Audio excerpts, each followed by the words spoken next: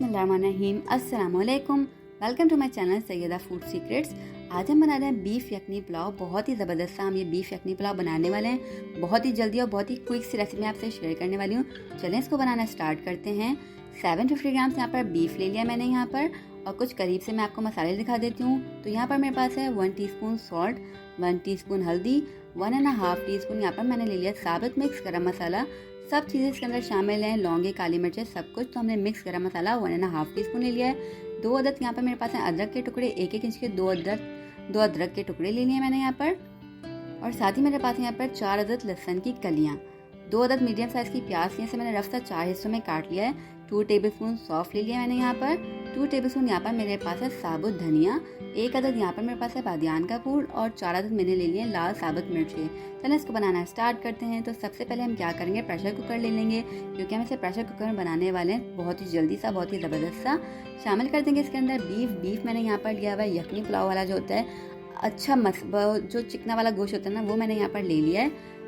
इसके अंदर शामिल कर देंगे सारे के सारे जो स्पाइसेस हमने बताए हुए थे वो, और शामिल करेंगे इसके अंदर 1.5 लीटर पानी, क्योंकि हमने इसकी बनानी है बहुत ही ज़बरदस्त सी यखनी। इसको हम रख देंगे 25 मिनट के लिए बनने के लिए, अच्छा सा गोश्त ताकि हमारा गल जाए।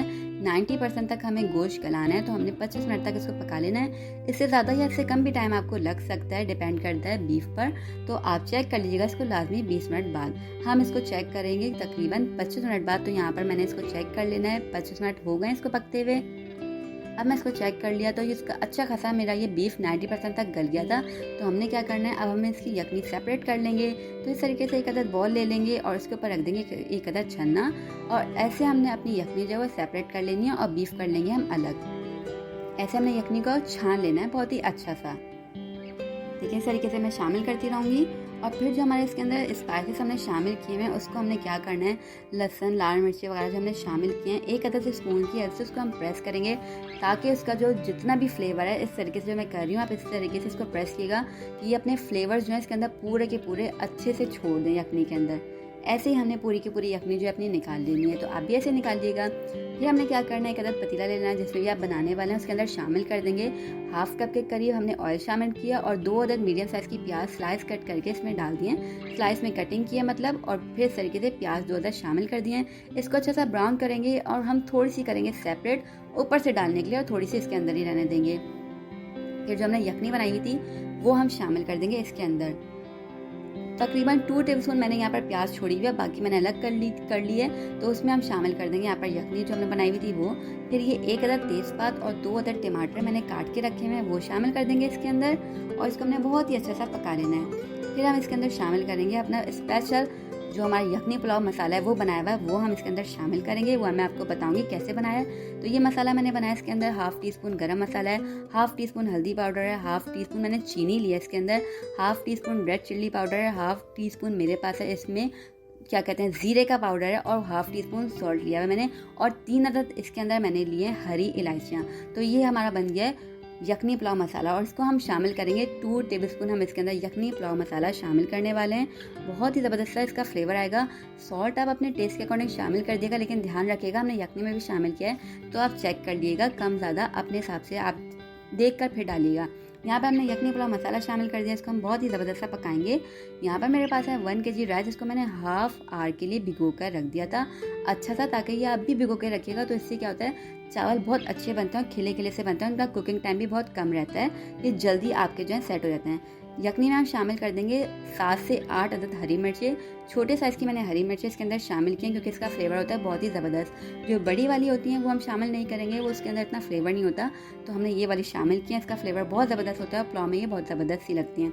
फिर हमने जो चावल भिगो के रखे हुए थे वो इसके अंदर शामिल कर देंगे, और चावलों के अंदर मेरा पानी था तकरीबन 1.5 कप चावल जो हमारे पानी के अंदर भीगे हुए थे वो थे, और तकरीबन मेरे पास ही 1/2 कप के करीब यखनी। तो ये टोटल पानी मिलाकर मैंने इतना शामिल किया है। इसी के अंदर हमारे बनेगा पुलाव, बहुत ही ज़बरदस्त सा ये बन जाएगा। देखिए इसको अच्छा सा मिक्स करेंगे, और इसको पकने के लिए हम छोड़ देते हैं। हमने इसको तब तक पकाना है जब तक हमारा जो है पूरा पानी अच्छे से ड्राई ना हो जाए, उसके बाद हम इसको रखेंगे दम पर। अगर पानी वगैरह थोड़ा सा ज़्यादा रह जाए तो हमारे चावल जो है खिले खिले नहीं बनते और वो अच्छे नहीं बनते। तो हमें बहुत ध्यान रखना पड़ता है चावलों के अंदर पानी का। तो आप इसी क्वांटिटी के हिसाब से बनाइएगा, बहुत ही ज़बरदस्त आपका इंशाल्लाह बनेगा पुलाव। और चावल लाजमी भिगो के रखिएगा। देखिए यहाँ पे पानी अच्छा सा ड्राई हो गया है। ऐसे ही हमने इसको इस पॉइंट पर रख देंगे दम पर। 20 से 25 मिनट हम इसको दम पे रखेंगे और ये ज़बरदस्त सा पुलाव हमारे पास हो जाएगा तैयार। देखिए यहाँ पर कितना ज़बरदस्त सा हमने दम पर रखने का पुलाव चेक किया है। 25 मिनट बाद ये बहुत ही ज़बरदस्त सा तैयार हो गया, एकदम खिला खिला सा बना है। एक एक दाना चावल का अलग होगा, आप देख लीजिएगा इंशाल्लाह। ऊपर से हम थोड़ी सी छिड़केंगे जो हमने प्याज ब्राउन करके सेपरेट की हुई थी वो, और इसे हम करेंगे डिश आउट। और बहुत ही ज़बरदस्त सा हमारा बीफ यखनी पुलाव, इंस्टेंट सा बीफ यखनी पुलाव, लेकिन इंतहाई मज़ेदार जायके वाला होगा। ये हमने बना लिया है, आप इसे ज़रूर ट्राई कीजिएगा इस रेसिपी को। बकरीद में बहुत ही अच्छी सी रेसिपी मैंने शेयर की है, इंशाल्लाह आपको अच्छी लगेगी। और अपना फीडबैक देना मत भूलिएगा। मेरी रेसिपी पसंद आए तो चैनल को सब्सक्राइब कर दीजिएगा, वीडियो को लाइक और शेयर किएगा। इंशाल्लाह हम आपसे मिलेंगे नेक्स्ट रेसिपी के साथ न्यू वीडियो में। तब तक अपनों का ख्याल रखिएगा, दुआ में याद रखिएगा। मेरी दुआ है कि अल्लाह पाक हम सब के रिस्क में इजाफा करे और हम सब पर अपनी नेमतों और रहमतों की बारिशों को हमेशा बरसाता रहे। इलाही आमीन। अल्लाह हाफ़िज़।